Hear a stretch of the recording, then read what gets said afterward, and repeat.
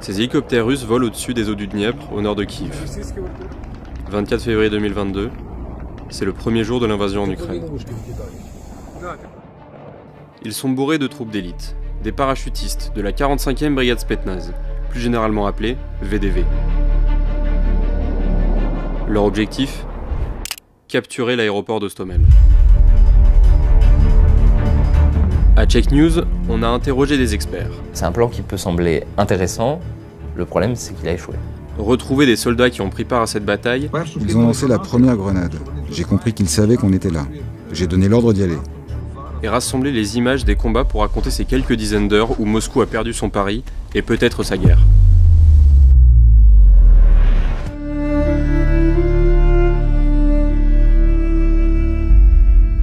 La prise de l'aéroport permet d'amener des avions, débarquant des troupes et du matériel, de rapidement rentrer dans Kiev, dans l'hypothèse d'une décapitation du pouvoir, avant que les Ukrainiens aient pu s'organiser. Ça en tout cas, ça peut être le plan. Pour accomplir cette mission, les parachutistes russes décollent de Biélorussie, longent le réservoir de Kiev et traversent le Dniepr vers les pistes d'Hostomel. Plusieurs appareils sont abattus durant le trajet par les Ukrainiens. Mais le gros des VDV russes arrive à destination. Si on le sait, c'est qu'une majeure partie de la bataille a été filmée directement par les soldats russes. Probablement pour alimenter de futurs films de propagande ou immortaliser l'assaut. Après avoir débarqué, les Russes prennent possession des bâtiments. Ils placent des missiles anti-chars, des mortiers, ils consolident leur position. Face à la caméra, un des soldats de Moscou attache un drapeau russe sur le toit de la tour de contrôle. L'image des couleurs russes hissées au-dessus de l'aéroport fera la joie de la propagande du Kremlin, mais elle ne reflète pas l'incertitude qui va régner à Hostomel le reste de la journée. De l'autre côté du front, en milieu d'après-midi, l'état-major ukrainien pense déjà avoir repris l'aéroport. C'est le flou. Qui contrôle réellement Hostomel ? Un reporter de CNN se rend sur le site pour le vérifier. Mais à 16h pile, quand il commence son direct, ce ne sont pas des hommes de Kiev qu'il croise, mais des parachutistes russes, bien implantés. Les VDV, qui ont installé un lance-missile anti-char et un tireur d'élite, scrutent vers l'ouest, en direction de Kiev. Devant les caméras, ils ouvrent le feu.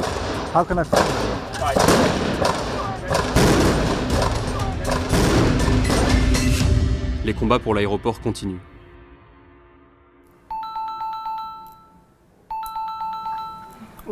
Si on peut juste Pour moi, il est bien. un peu plus au centre de la... Anatoly est un parachutiste ukrainien.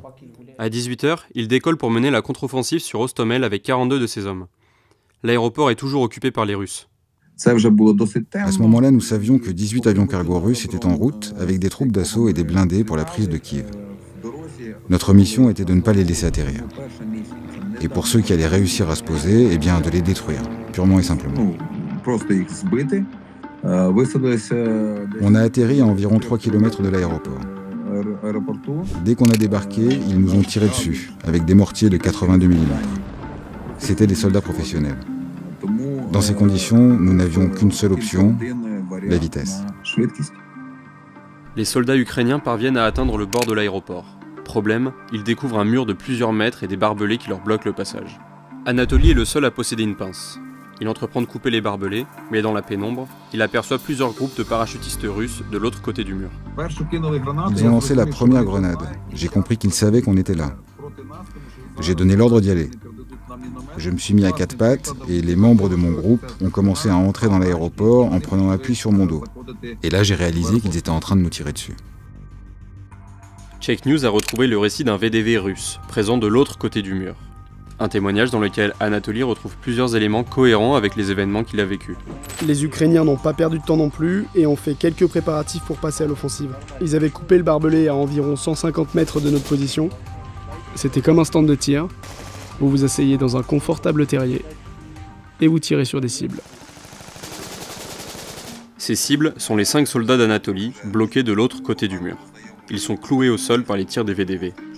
Les parachutistes ukrainiens tentent de riposter, mais des grenades blessent gravement 3 des hommes bloqués du côté des Russes. Tout ce bordel arrive d'un coup, simultanément. Et les gars de l'autre côté Comme on l'a appris plus tard, leurs blessures étaient, disons, graves. Elles les ont conduits à une perte de sang importante. Ils criaient fort, ce qui a beaucoup démoralisé mes soldats.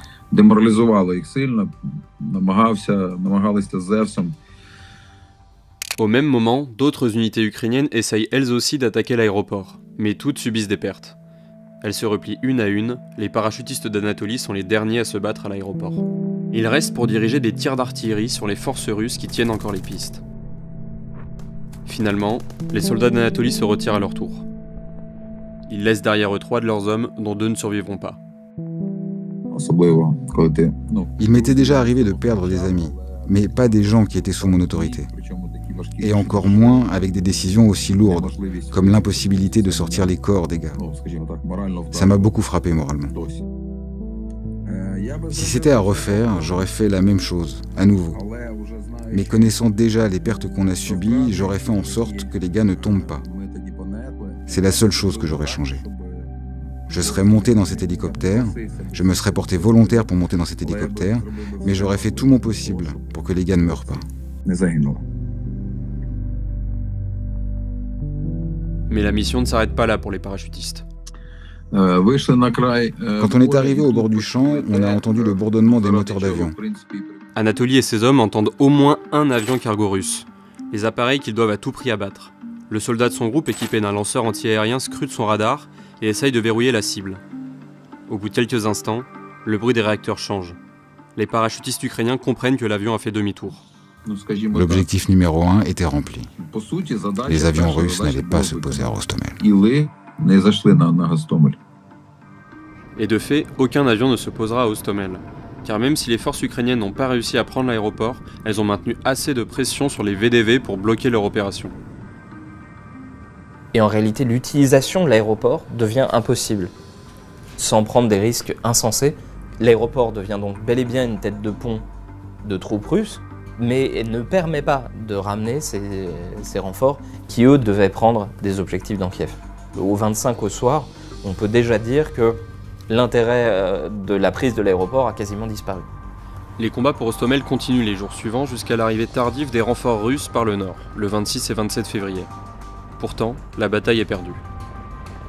Les colonnes russes au nord de Kiev vont progressivement s'effondrer, sous le poids de leurs insuffisances. Insuffisances qui, encore une fois, n'auraient pas été un problème si l'armée russe avait pu saisir Kiev dans les premiers jours. À partir du moment où l'armée russe échoue dans ses premiers jours, elle est condamnée à rentrer dans une guerre pour laquelle elle n'est pas bâtie. Pire encore, Hostomel devient un enfer pour l'armée russe. Elle y perd une centaine de véhicules à partir du 27 au soir. Les tentatives russes d'avancer vers Kiev sont un échec. Chaque attaque des forces du Kremlin se heurte à la résistance et la combativité ukrainienne. Les troupes d'élite russes, comme les parachutistes, sont décimées au fil des semaines. Après un ultime assaut raté sur la capitale, les forces de Moscou se retirent laborieusement d'Hostomel et de toute la région. Dès que l'aéroport est libéré, début avril, les Ukrainiens y organisent une remise de médailles. La bataille de Kiev est officiellement perdue pour Moscou. Poutine a perdu son pari et raté sa guerre éclair. En réalité, cette armée russe professionnelle qui avait utilisé une partie des bénéfices de l'armée soviétique et des stocks massifs de l'armée soviétique, cette armée-là, quoi qu'il arrive, elle n'existera plus sous la forme qu'elle avait. Et l'armée russe de demain, qui sera probablement un adversaire important et toujours dangereux, mais en tout cas, ça ne sera pas le même. Et ça va nécessiter des moyens considérables à la Russie pour reconstituer l'armée qu'elle a perdue, sans parler du choc, de l'humiliation, qui lui risque de durer des mois.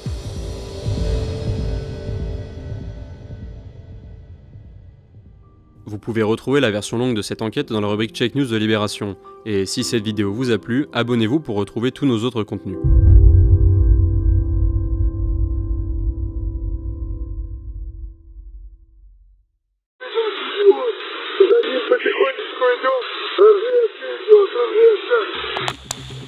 Ce que vous venez d'écouter, c'est un soldat russe qui sanglote pendant un assaut près de la ville de Kharkiv en Ukraine.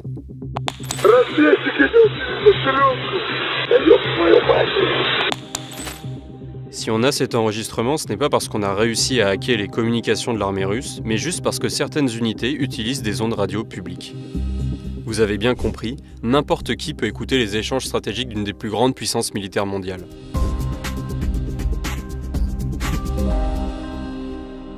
Quelques jours après le début de l'invasion, des observateurs du conflit ont remarqué un détail étrange sur ces photos de soldats russes. Ça, c'est des radios civiles, tout ce qu'il y a de plus classique. Sauf que normalement, les soldats russes devraient utiliser des radios militaires, dont les échanges sont sécurisés. Un peu partout dans le monde, ces observateurs sont partis à la chasse aux communications russes. Je travaille avec certaines personnes sur des messages radio interceptés. Et je peux vous confirmer que des troupes russes utilisent des systèmes de communication non chiffrés. Et ils ont découvert ça.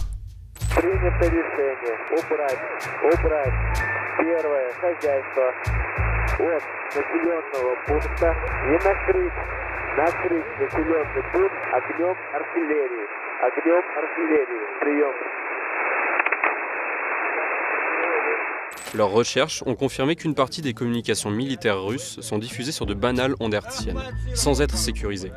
Grâce à des récepteurs ukrainiens connectés à Internet, n'importe qui dans le monde peut les écouter. Quand les Ukrainiens ont découvert ces communications publiques, ils se sont mis à parasiter ces canaux, notamment en y diffusant l'hymne du pays.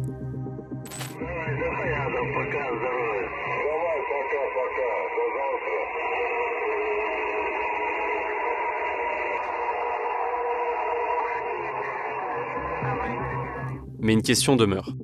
Comment une telle défaillance est possible ? Alors, on a deux hypothèses pour expliquer pourquoi ils en sont arrivés là. C'est des hypothèses, par contre, il faut rester extrêmement prudent, c'est toujours en travail. La première hypothèse, c'est que vous avez eu un modèle de modernisation russe qui a été effectué en fer de lance. C'est-à-dire qu'au lieu d'être généralisé à l'ensemble de l'armée russe, l'arrivée des nouveaux équipements a été concentrée dans quelques unités, des unités d'élite.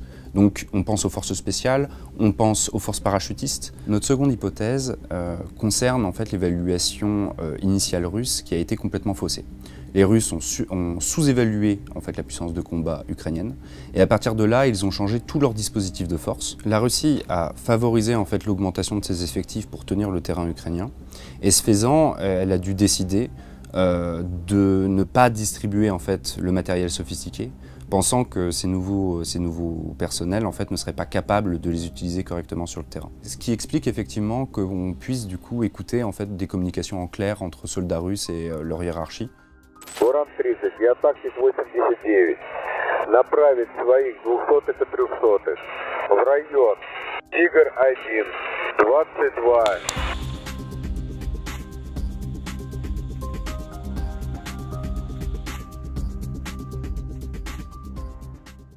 Привет от IT-армии. Я снова с плохими новостями для вас. On a construit cette infrastructure simplement pour trouver un moyen d'aider notre pays à survivre. IT-армия Украины предупреждала. Ни одного человека, поддерживающего войну, не будет спокойной жизни ни во время войны, ни после. Vous me dites bien que l'IT Army n'a aucun lien avec l'armée ou le renseignement ukrainien. Non, absolument aucun. Мы вышли на охоту.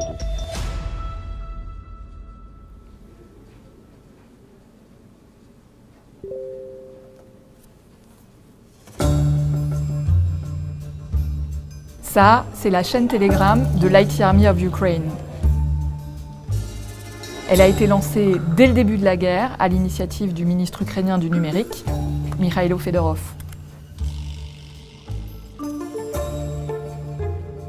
Elle compte ces temps-ci un peu moins de 200 000 inscrits. L'IT Army of Ukraine se présente comme un rassemblement de civils volontaires du monde entier, indépendant des autorités. Une armée numérique, donc, qui s'est fixée pour objectif de déstabiliser l'Internet russe. Nous étendons les sanctions pour que les gens qui sont de l'autre côté, en Russie, se rendent compte qu'une guerre est en cours. Ce sera certainement désagréable pour eux. Alors est-ce que ces gens pourraient contribuer à mettre un terme à cette guerre ? Peut-être que oui, peut-être que non. Mais quoi qu'il en soit, c'est notre façon de combattre. Celui qui nous parle, on l'a contacté via l'adresse mail de l'IT Army. Il ne nous a donné ni son nom, ni son âge, ni sa profession. Tout ce qu'on sait, c'est qu'il est quelque part en Ukraine. Bien sûr, on a des lignes rouges. On n'attaque pas là où ça peut faire des victimes. On ne vise pas de structure de santé, par exemple. Depuis les premiers jours de son existence, l'IT Army mène ce qu'on appelle des attaques par déni de services distribués. On parle aussi d'attaques DDoS ou DDoS. L'idée, c'est de saturer un serveur sous un afflux de connexion. À l'origine, les modérateurs publiaient les coordonnées des cibles à attaquer dans la chaîne Telegram. Nous vous encourageons à utiliser tous les vecteurs cyber et DDoS pour attaquer ces infrastructures. Mais en un an, la tactique s'est affinée. Aujourd'hui, les cibles sont directement intégrées au logiciel d'attaque, elles sont moins nombreuses et les attaques durent plus longtemps.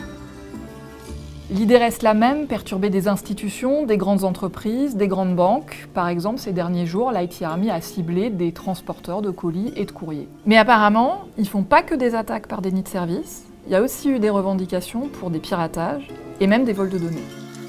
Успешно атаковали энергосети Санкт-Петербурга и Ленинградской области акционерного общества ЛОЭС. Да, недавние перебои электроэнергии в Ленинградской области – это наших рук дело.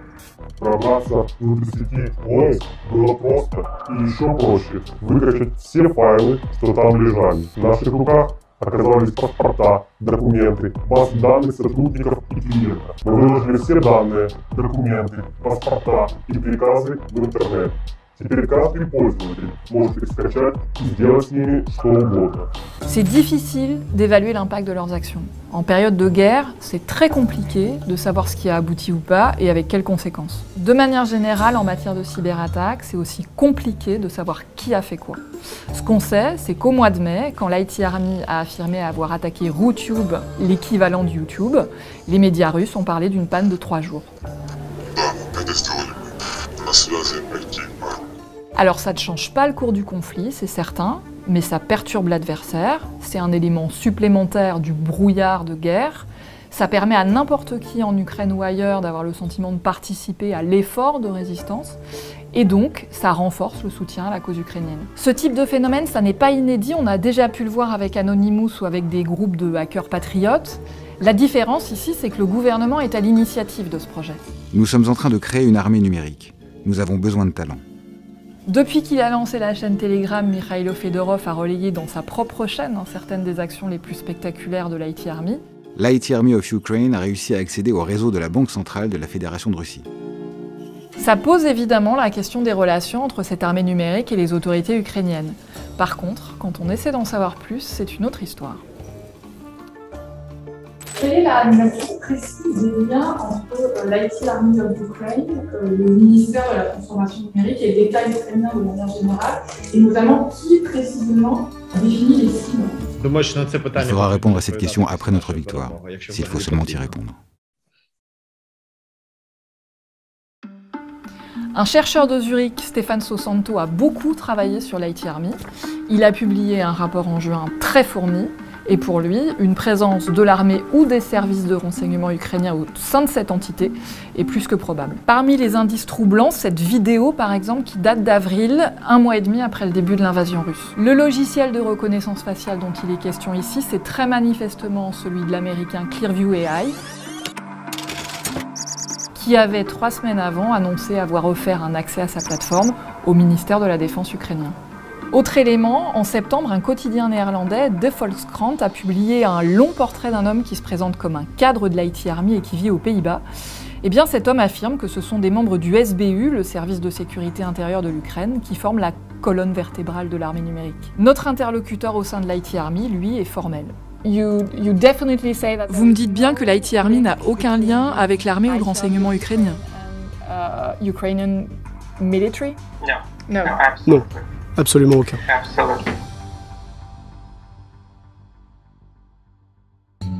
Et s'il y a autant de flou, autant d'opacité, autant de contradictions autour du périmètre des activités de l'IT Army ou de ses relations avec l'État ukrainien, eh bien c'est sans doute aussi parce que ces actions ne sont ni sans risque ni sans conséquences. Dans le droit international humanitaire, les civils sont protégés, sauf quand ils participent directement aux hostilités. Pour les populations ukrainiennes qui participent à ces opérations, là, clairement, il y a une perte de la protection, pas de possibilité de revendiquer le statut de prisonnier de guerre, et donc la possibilité, pour le temps où elles agissent, d'être visées par des attaques par la Fédération de Russie. Donc c'est vraiment le principe même de protection de ces populations qui est en jeu. La question qui se pose aussi d'un strict point de vue juridique, c'est celle de la responsabilité des États, d'où partiraient des attaques informatiques menées sous la bannière de l'IT Army. Si jamais il était établi que des Français participaient aux activités de l'IT Army et que la France ne faisait rien pour arrêter ces activités, la Russie serait juridiquement fondée à agir contre la France, comme par exemple en expulsant des diplomates, en adoptant des sanctions économiques. Maintenant, ça nécessiterait évidemment une analyse au cas par cas. Évidemment, ces questions, ces enjeux-là ne semblent pas peser bien lourd aujourd'hui alors que la guerre fait rage. On a construit cette infrastructure simplement pour trouver un moyen d'aider notre pays à survivre. D'autant que la Russie, elle, ne s'est jamais privée de mener des attaques informatiques contre l'Ukraine, et ça depuis des années. Oui, sans doute qu'après la guerre, l'IT Army of Ukraine disparaîtra. La question, c'est est-ce que cette construction d'une armée numérique bénévole, où la frontière entre le civil et le militaire est brouillée, est-ce que ça ouvre la porte à des répliques dans les guerres de demain ? Si cette vidéo vous a plu, abonnez-vous à la chaîne de Libé et retrouvez tous nos autres contenus.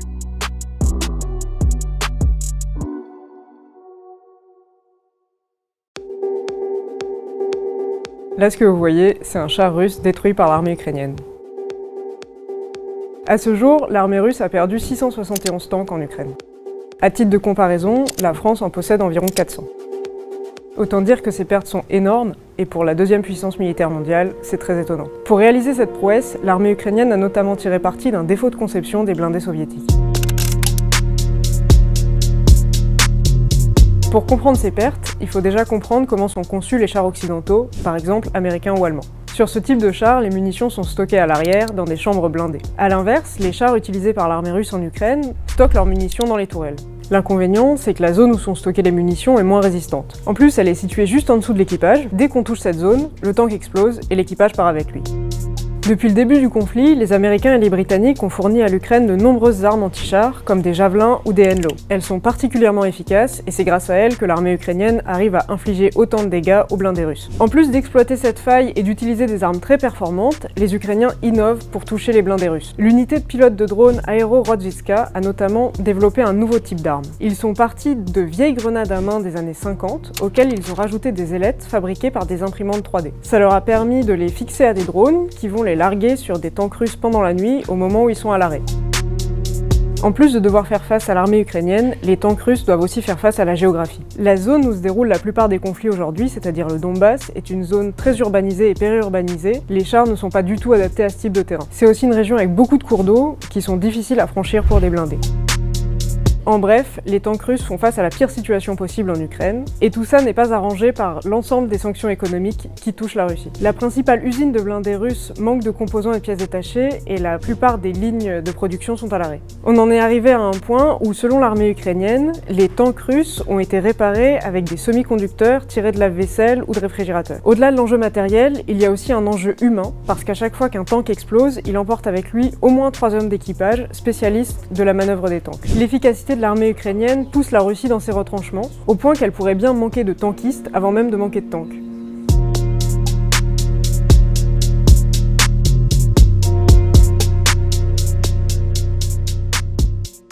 Один Сармат и все, были британские острова. Нет. От Калининграда до Берлина 106 секунд, от Калининграда до Парижа 200 секунд.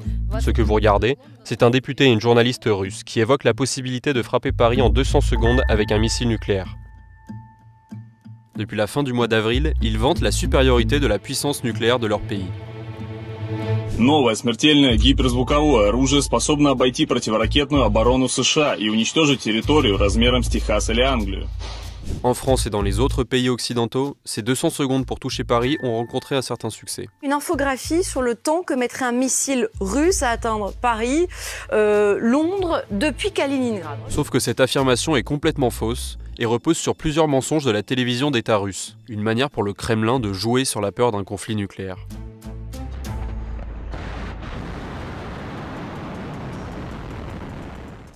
От Калининграда до Парижа 200 секунд. Le missile dont parlent ces journalistes russes, c'est le Sarmat. Vous en avez forcément entendu parler, on l'appelle aussi Satan II. Il est vrai que le Sarmat est un missile nucléaire particulièrement puissant, mais c'est surtout un missile encore en développement. Aujourd'hui, il n'est pas fonctionnel. C'est en partie pour ça que l'affirmation de la chaîne Rossiya 1 est fausse. Mais il y a une autre raison. Les présentateurs font partir le missile de l'enclave de Kaliningrad. Problème, aucun silo ne peut accueillir le Sarmat dans cette zone. Impossible donc d'y lancer ce missile. Pour résumer, la chaîne russe envisage de lancer un missile encore en phase de développement depuis une enclave qui ne dispose pas de moyens de le tirer. Mais même sans tenir compte de ces facteurs, le calcul de base est tout aussi faux. От Калининграда до Парижа 200 секунд. D'après Benjamin Gravis, un politologue spécialisé dans l'arsenal de l'armée russe interrogé par Libération, pour arriver à 200 secondes, Rossiya 1 a divisé la distance entre Paris et Kaliningrad par la vitesse maximale théorique du missile, c'est-à-dire environ 7,1 km par seconde. Ce calcul fonctionne si on considère que le missile va en ligne droite et qu'il atteint 7,1 km par seconde dès le décollage. Mais d'une part, atteindre la vitesse maximale dès le départ, c'est impossible, et de toute façon, ce type de missile ne vole pas en ligne droite. Bref, leur calcul n'a aucun sens. Mais pour la première chaîne de propagande du Kremlin, cette erreur n'a pas d'importance.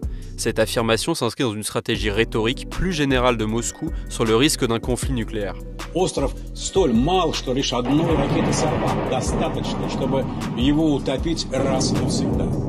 La menace nucléaire, c'est quelque chose que la Russie agite depuis le début du conflit. Ça fait partie de ses instruments à la fois de propagande et de sa manière de rappeler au monde qu'elle reste une puissance nucléaire et qu'elle a l'arme ultime entre les mains. La cible principale de ce type de vidéo de propagande, c'est la population russe. Le Kremlin n'a aucune illusion sur le fait que l'Occident démontera immédiatement ce genre de vidéos et d'approximations. En revanche, pour la population russe, ça leur paraît suffisant pour assonner et continuer à appuyer sur ce récit qui existe depuis le début du conflit, à savoir nous menons une guerre juste contre un pays qui est aux prises avec les nazis.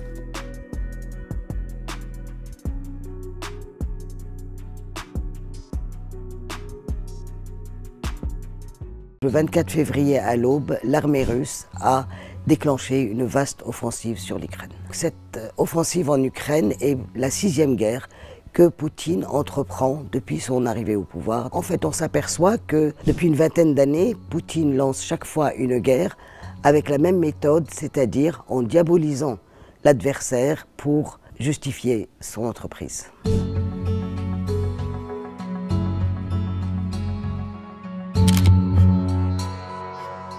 La Tchétchénie est un conflit particulièrement long, lourd et sanglant. L'armée russe se montre particulièrement brutale et c'est une opération d'écrasement de villes et de bombardement systématique. Poutine justifie son offensive en Tchétchénie en accusant les indépendantistes tchétchènes d'être de dangereux islamistes terroristes. Après avoir écrasé donc la Tchétchénie, il va mettre en place un Tchétchène proche de lui, Kadyrov, à la tête du pays. La guerre en Tchétchénie n'est pas tout à fait terminée que déjà en 2008 se déclenche un autre conflit, la Géorgie.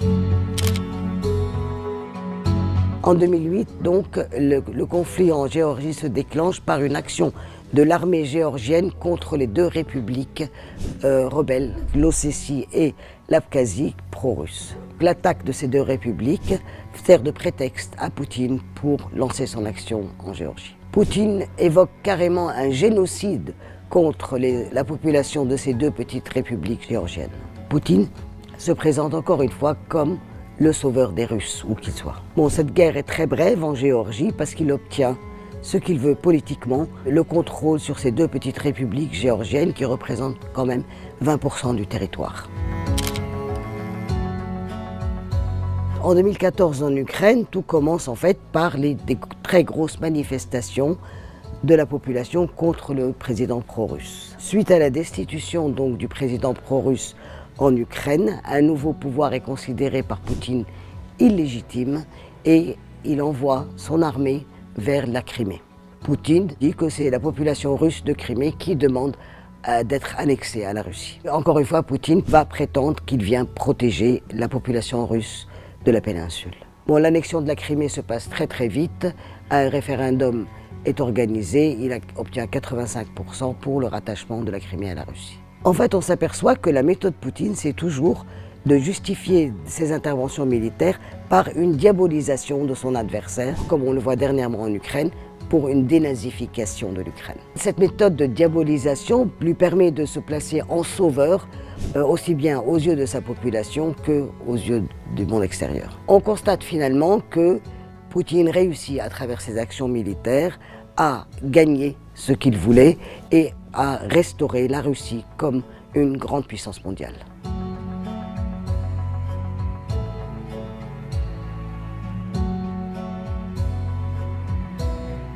Aucune photo ne vaut la peine de perdre la vie ou de mettre d'autres personnes en danger.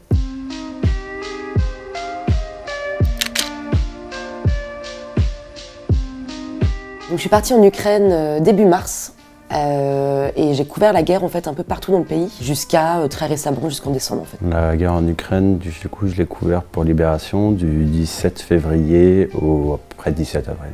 L'Ukraine, je pense que c'est peut-être un pays en guerre des plus accessibles de l'histoire des conflits et du photojournalisme. Parce que voilà, c'est un territoire qui est assez proche. Il y a des accès relativement simples, c'est-à-dire qu'on peut juste sauter dans un train et accéder à l'Ukraine depuis la Pologne. On peut passer la frontière en voiture, on peut la passer à pied même. Donc c'est pour ça qu'on a beaucoup de photographes présents sur place. Et puis les images de guerre, on en voit tous les jours. C'est un sujet rempli de fantasmes, de questionnements. Et donc d'être sur place, de pouvoir rationaliser la chose, c'est de rendre ordinaire aussi beaucoup l'extraordinaire, parce que la guerre, c'est des moments comme ça qui sont extraordinaires, qui sont très éphémères, qui sont très intenses, mais comment le rendre ordinaire pour que les gens puissent la comprendre, la voir, l'analyser, c'est tout l'enjeu de ce travail sur le terrain. Là, particulièrement dans un terrain comme un terrain de guerre, je pense que c'est primordial de ramener quand même des témoignages voilà, de civils, des témoignages de personnes qui sont sur place, pour essayer de démontrer au maximum en fait, les enjeux en fait, qu'il y a dans le pays qu'on couvre. Donc, il y a une photo en particulier qui m'a beaucoup marquée, c'est un portrait d'un homme qui s'appelle Vitali. Vitali en fait, fait partie d'un groupe de volontaires à Kharkiv. Et donc cet homme, avec voilà, d'autres personnes, va tous les jours, en tout cas aller tous les jours livrer des colis sous les bombes pour les personnes les plus démunies, les personnes qui ne pouvaient pas se déplacer. Et je sais pas, son témoignage m'avait beaucoup touchée. Le portrait également que j'avais fait de lui, parce qu'il a quelque chose de très dur malgré tout dans son visage. C'est quelqu'un, on sent, qui avait beaucoup de vécu dans sa vie, mais malgré tout avec un regard très doux. Et pour moi, ça représentait vraiment très bien cette situation, un peu le côté humain de la guerre. Et il me semble que maintenant, Vitali a rejoint depuis un groupe militaire et il est parti au front. Je ne sais pas très bien ce qu'il est devenu, mais voilà, il y avait quelque chose d'assez fort. La photo qui a été prise le 2 mars à Boutcha, c'est vrai qu'elle a en même temps une force vraiment là, journalistique, documentaire, parce que c'est Boutcha en fait, au début de l'occupation, donc la ville était déjà à moitié occupée. Et dans cette rue, il y avait notamment des forces russes qui s'étaient déjà établies et qui s'étaient déjà installées dans les maisons. Et le 4 mars, c'est le début des exactions, et notamment celle qu'on a vue en fait, sur la rue Lublanska, et qui en fait est à 2 pas de cette photo.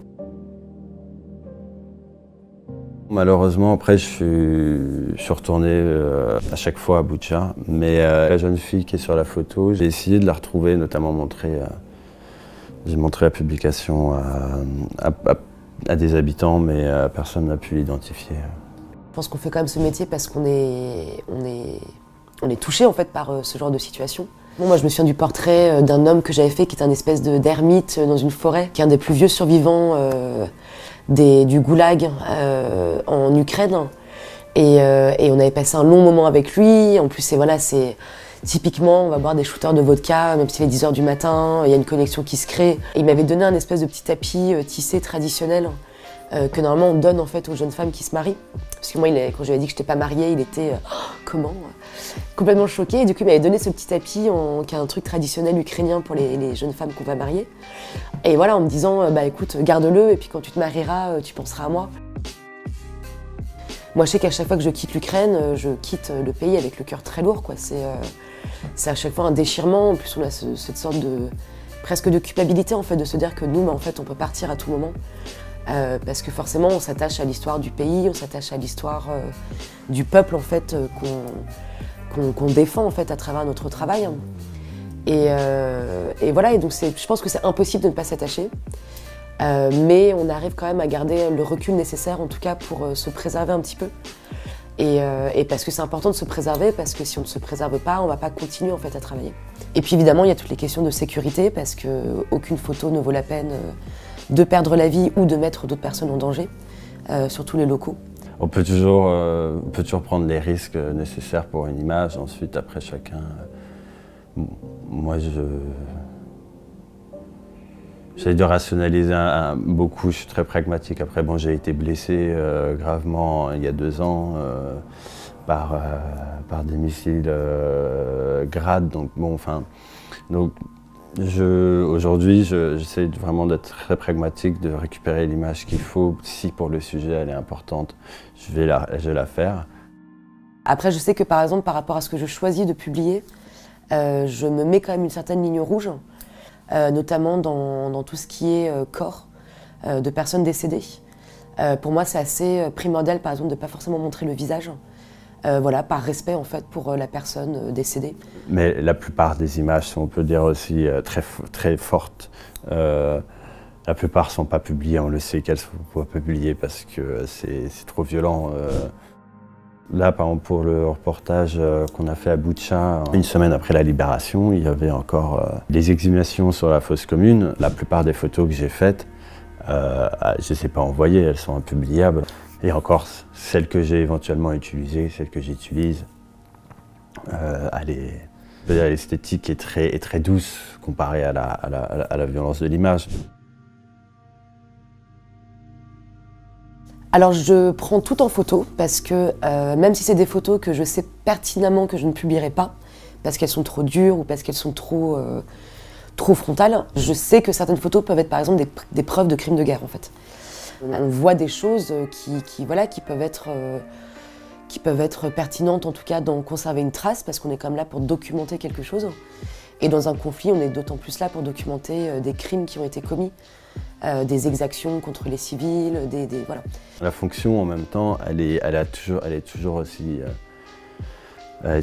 très forte, c'est de pouvoir être là-bas et de pouvoir documenter des choses encore qui vont disparaître et qui, dans les procès éventuellement à venir dans les tribunaux internationaux, oui, ça peut être des documents comme si ça savent conviction. On est comme dans un conflit qui est encore très récent, donc ça peut être quelque chose qui sera pertinent dans 1 an, dans 10 ans, ça c'est un peu dur de savoir. Dans l'histoire, de manière générale, ça a été le cas, que des photos servent effectivement comme preuve en fait, à l'appui de certains crimes commis par des armées.